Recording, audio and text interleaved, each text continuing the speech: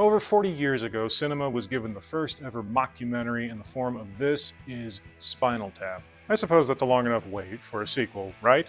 Booga booga.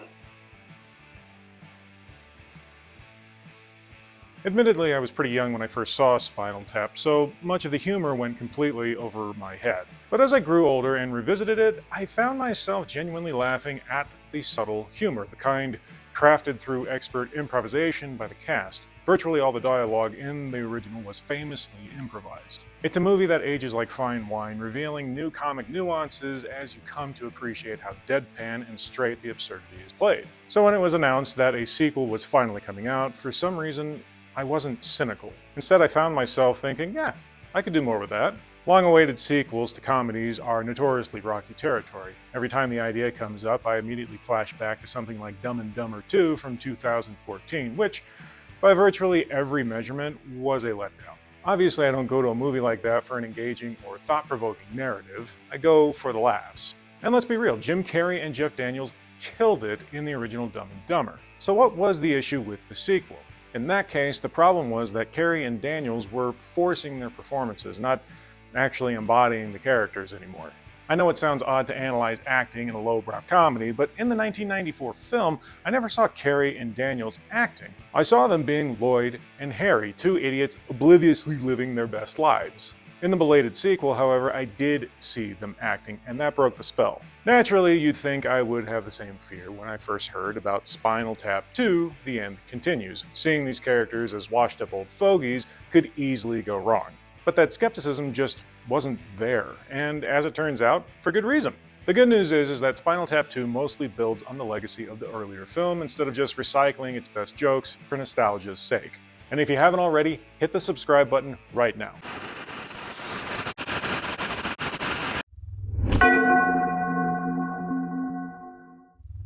The premise is nothing noteworthy.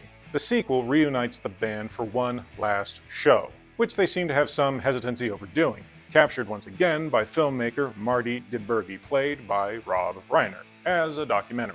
After their peak in the 80s, the fictional band members have long since split up and moved on with their lives, only to be forced to reunite by a contractual clause discovered by the late manager's daughter.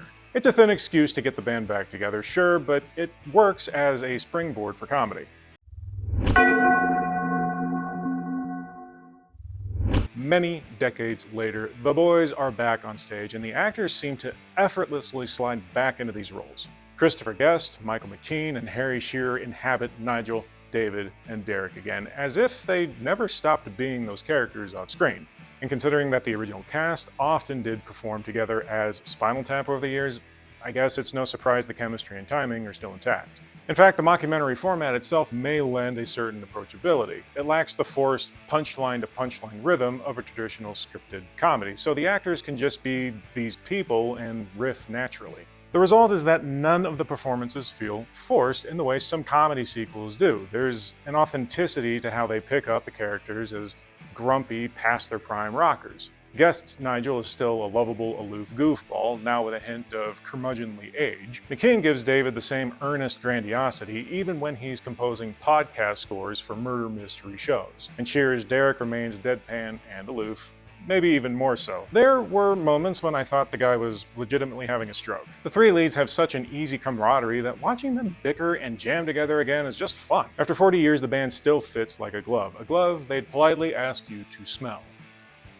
One of the pleasant surprises in the acting department comes from the roster of cameos by real rock legends. I mean, you have people like Elton John and Paul McCartney showing up in this movie, and they're even able to land the comedy perfectly. No offense to those icons, but I don't typically think of them as strong actors in any sense. Yet here, they naturally dive into self-parody. The film actually spends a good chunk of time letting McCartney and Elton riff in comedic scenarios, and these scenes end up way funnier than I expected. It probably helps that both of them are clearly huge fans of the original Spinal Tap. Their enthusiasm to poke fun at themselves and rock star egos is awesome. In one standout sequence, McCartney sits in on a studio jam session with the band, casually picking up a bass and joining them for an absurdly twee rendition of Cups and Cakes, an old tap tune. And the whole thing is underscored by McCartney giving pointers to the aging band. I won't give too much away, but let's just say, according to frontman David St. Hubbins, McCartney's a bit toxic. Elton John, meanwhile, appears in an even more unexpected context, delivering a deadpan line or two that had me laughing out loud. Let's just say he gets to belt out a few notes in a way that both celebrates and gently mocks his own bombastic style. It's worlds colliding fun to see real rock royalty worship at the altar of tap, and crucially, these cameos serve the comedy rather than distract from it. They're integrated in ways that make sense for the story's absurdity, instead of just being "look who we got" sort of stunts. Beyond the famous faces, the supporting cast of new characters in the end continues pretty much nails it too. Perhaps most notably, we have a new drummer stepping in for the band. Tall order given Spinal Tap's infamous luck with drummers. Rest in peace to a long line of spontaneously combusting percussionists. Valerie Franco plays Dee Dee Crockett, the latest poor soul to take up the sticks for Tap, and she's fantastic. Franco is actually a veteran session drummer in real life, and her musical prowess translates into a performance that feels authentic. She genuinely looks like she's rocking out those drums because she is. She brings a bright, positive energy to Dee Dee, so much so that it's the first time I've ever actually worried about the Spinal Tap's drummer's welfare. You'll want this one to survive the tour because she's endearing. Two other newcomers deserve special praise: Carrie Godlyman as Hope Faith and Chris Addison as Simon Howler. Hope is the daughter of the band's original manager, the late Ian Faith, and it's her scheming that jumpstarts this whole reunion fiasco. Godlyman plays her as a sort of out-of-her-depth ditz who at first is determined to cash in on Spinal Tap's legacy once she realizes there's the possibility of a payday. But as the story unfolds, she becomes a legitimate fan of theirs and is even protective of the aging band. Then we have Chris Addison as Simon Howler, a sleazy concert promoter brought on board to help manage the reunion. Addison steals many of the film's biggest laughs as the nominal antagonist. He proudly admits that he hates music and can't carry a tune to save his life. Yes, a promoter who despises music. His self-professed weakness is literally that he has no musical sense. Addison's background in British comedy serves him well. He delivers ridiculous lines with a perfect dry wit. One of his best moments is when he's bragging about a K-pop style boy band he manages. Quote, "They're not Korean, but they identify as Korean." Throughout the film, Simon floats harebrained ideas from rebranding the geriatric rockers with boy band dance moves to merch like a bottled water product named Tap Water. Yes, literally tap water in a Stonehenge-shaped bottle. Addison's overzealous, clueless performance melts perfectly into the world of Spinal Tap, to the point that he feels like a natural extension of the first film's cast of music biz caricatures. With such a strong ensemble, it's hard to find anyone giving a bad performance here, but I will say the only person I had an issue with is, ironically, Rob Reiner himself. As I said before, Reiner reprises his role as the earnest filmmaker Marty DeBurgi, who is once again shooting a movie about the band. Now, it's his movie. He's the director and co-writer in real life too, so he can do whatever he wants, but I felt that Marty has a lot more camera time than he did in the original. In This Is Spinal Tap, Reiner mostly played the straight man behind the camera, occasionally caught in the frame for a reaction or a question. In The End Continues, Marty DeBurgi steps out in front of the camera more often, and these moments are clearly setups for jokes. Jokes that really only work because the supporting cast is that good at saving them. Reiner's deadpan delivery is still fine. He hasn't lost Marty's serious documentarian demeanor, but a few of the bits he's involved in feel a bit forced compared to the effortless humor flowing from the band and the new characters. None of this breaks the movie, mind you, but it stands out because everything else feels so natural. Still, Marty remains a mostly likable presence, and Reiner does get in a few good zingers. It's a minor quibble in an otherwise stellar return for the cast. I'm not entirely sure how to gauge the writing in a movie like this because so much of it doesn't come from a traditional script. Like the original, Spinal Tap II appears to have been created with a loose outline of scenes, but with the dialogue largely improvised by the actors. In other words, the filmmakers probably decided on each scene's overall point of comedic target, and then let these seasoned improv comedians make up the actual lines as they went. This approach gives the film a very natural, spontaneous feel. The humor often comes from the cast reacting in real time to absurd situations rather than delivering obviously pre-written punchlines. It's the same technique that made the 1984 film feel the way it did, to the point that some viewers back then thought Spinal Tap was a real British band. As it's been said, quick wits and spontaneity are the comedian's forte, and even though these guys are in their 70s now, they can still riff off each other in ways that feel true to their characters. That said, improv-heavy comedy can be a hit or miss, and a few moments in The End Continues show the limitations of that style. When every scene is essentially being co-written on the fly by the performers, you might not get the tightest storytelling or the most polished jokes. What you gain in energy and authenticity, you sometimes lose in narrative cohesion or comedic precision. As someone who likes the first film's off-the-cuff vibe, I enjoyed that this sequel maintains the same improvisational spirit, but I'd be lying if I said every joke landed perfectly or that the film totally avoided the occasional awkward beat. There are a couple of crucial story moments, particularly ones that should carry emotional weight or resolve character tensions that don't quite hit the mark. In both cases, these involve the long simmering tension between the two lead characters, Nigel and David. Essentially, the big inciting incident behind the band's breakup in 2009 is briefly alluded to once and then comes to a head out of nowhere about 15 minutes before the movie ends. Later, when Nigel and David finally confront and resolve this decades-old grudge, the resolution happens within the span of just a few minutes. It's almost too easy to the point where you wonder why they even included it in the first place. Under different circumstances, the resolution between the two characters would have been a moment for something truly heartfelt, and to a degree it was.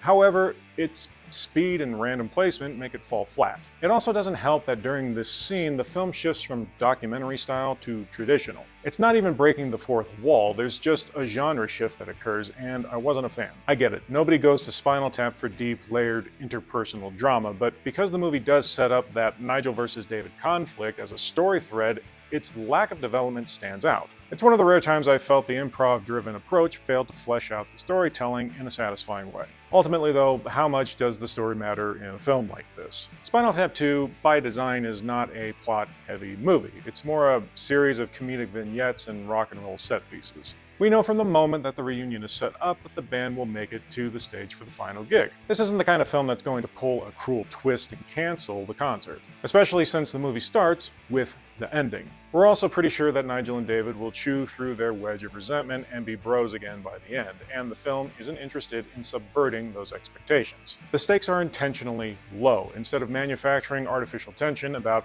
will they or won't they succeed, the end continues just kind of ambles along for 83 minutes and has fun with the scenarios. In a way, that leisurely, low-stakes approach becomes a feature, not a bug. The movie uses the reunion setup as an excuse to poke fun at the realities of aging rockers and the modern music industry rather than as a source of real drama. Where the writing, improv, or otherwise truly shines is in the comedy and the callbacks. This sequel had the tricky task of honoring a classic film's legacy without simply rehashing all the old jokes, and for the most part, it threads that needle well. There are plenty of witty reboots and reworkings of gags from the first film, as well as sprightly updates on where are they now details for minor characters. Importantly though, the end continues doesn't beat us over the head with nostalgia or remember this moments. It plays with the old material in clever ways while also introducing new absurd situations. The film's mocking of modern music trends is one avenue for fresh humor. Another is simply the passage of time itself. There's an undercurrent of poignancy and melancholy in seeing these once aging rockers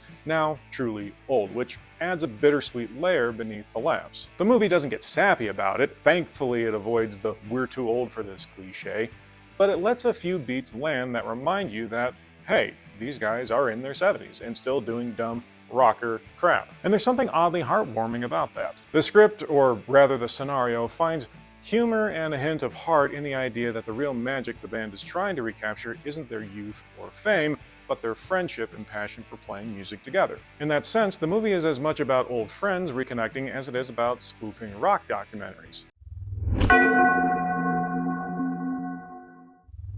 Ultimately, Spinal Tap II, The End Continues, is a fun, satisfying return that solidifies the idea that comedy isn't dead, and that the mockumentary film is still a viable form of entertainment. In an era where big screen comedy has arguably been on the wane, though there has been some hope with certain recent releases, it's refreshing to see a sequel recapture some of that old magic without cynicism. This movie had me smiling from start to finish, both at the ridiculous antics and at the mere comfort of hanging out with these characters again after a long hiatus. It's by no means a perfect film, nor was the original, but it delivers enough of what we want: loud, absurd rock songs, improvised banter, and cringe-inducing band mishaps to make the whole ride worthwhile. The music, by the way, still rocks surprisingly hard. The guys wrote some new songs for the film, and they're as stupidly funny as ever. Titles like Rockin' in the Urn and Hell to Pay made me smile. Guest, McKean, and Shearer haven't lost their chops. If anything, they've improved as musicians over 40 years, which only adds to the comedic juxtaposition of hearing great rock played by has-beens singing about how old they are. For fans of This Is Spinal Tap, this sequel feels like catching up with old friends and finding that, yes, they're as weird and socially muted as ever, and we love them for it.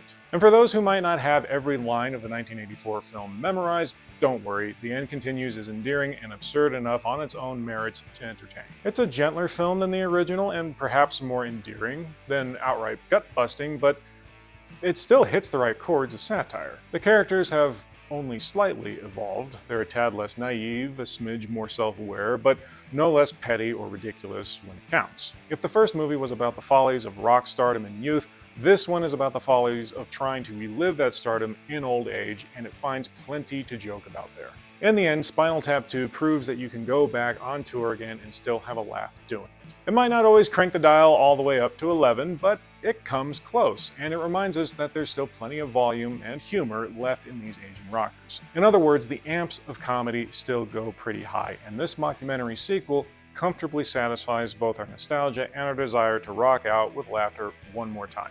So yeah, I could have done with more of that. And I got it. Long live Spinal Tap, and may their legacy continue. But what do you guys think of Spinal Tap 2? Was it a waste of time? Do you guys even care about these characters? Did you think they were able to nail the heart and comedy that existed in the first film? Let me know in the comments below, and if you like this video, please like, subscribe, and hit the notification bell.